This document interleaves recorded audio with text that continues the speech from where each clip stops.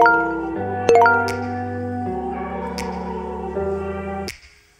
me back to a place where I felt at home. Take me back to a day when we weren't alone. Take me back to an age when the world felt small.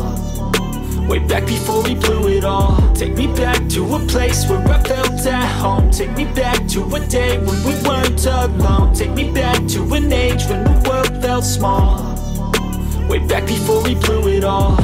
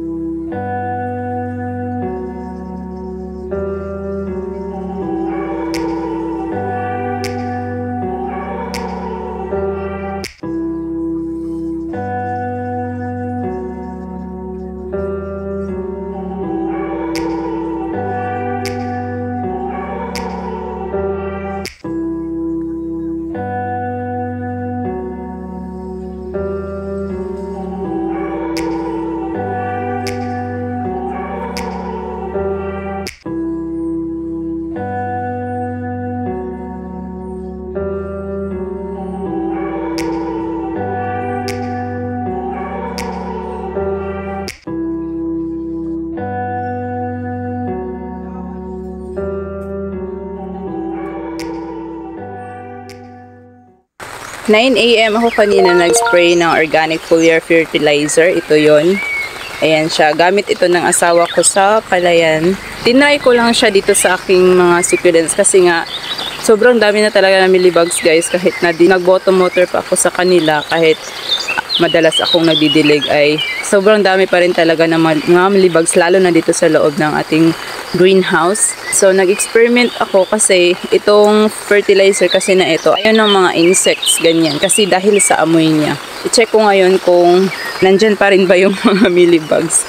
Hindi ko alam kung ilang oras yung kanyang effectivity, pero kanina kasi nung nag-spray ako, sobrang daming lumabas na mga insect guys. Meron lumabas na tipaklong, hindi ko naman alam na may tipaklong pala dito.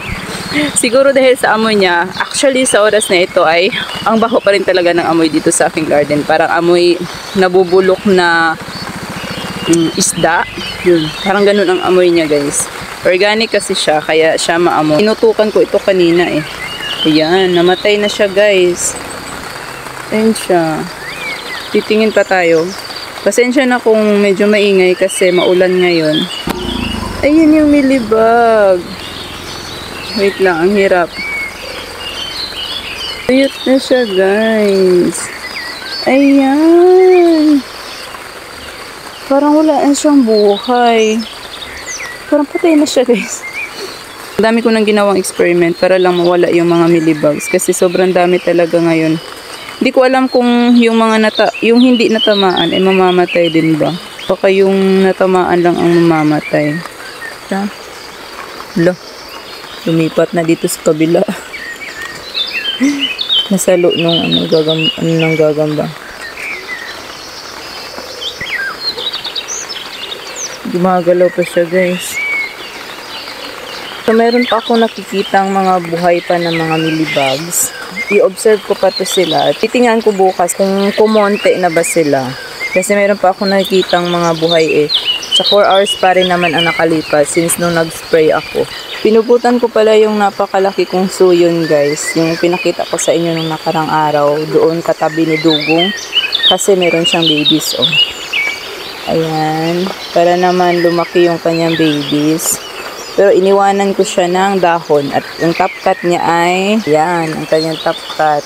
Sobrang laki guys. O parang nagyayabang sa laki. Ayan siya.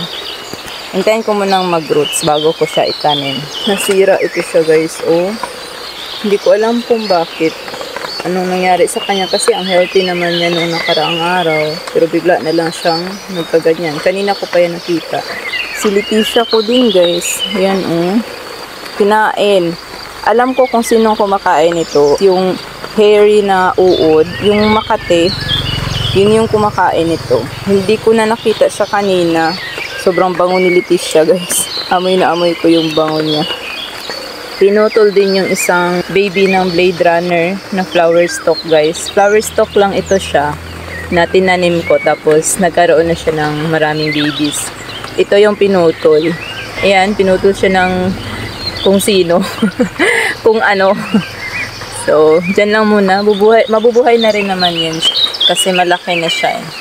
Nag-rot din yung isang cat's claw guys. Kaya inalis ko na lang siya muna para wag siyang matuluyang mabulok. Ayan yung pinagtamnan ko sa kanya. Dahil sa millibugs guys, kaya siya nag-rot. Healthy naman yung katabi niya. Tingnan niyo yung mga tips ng cat's claw. Ang ganda guys. Ayan oh, ang ganda. Pati din itong si Mixensis. Ang ganda niya. Yan lang guys, sinishare ko lang sa inyo ang mga ganap dito sa aking garden. At sana naman yung experiment ko guys ay mag-succeed. Kasi hirap na ako sa mga millibugs, sa kakapisa. Dami kong nakukuha araw-araw.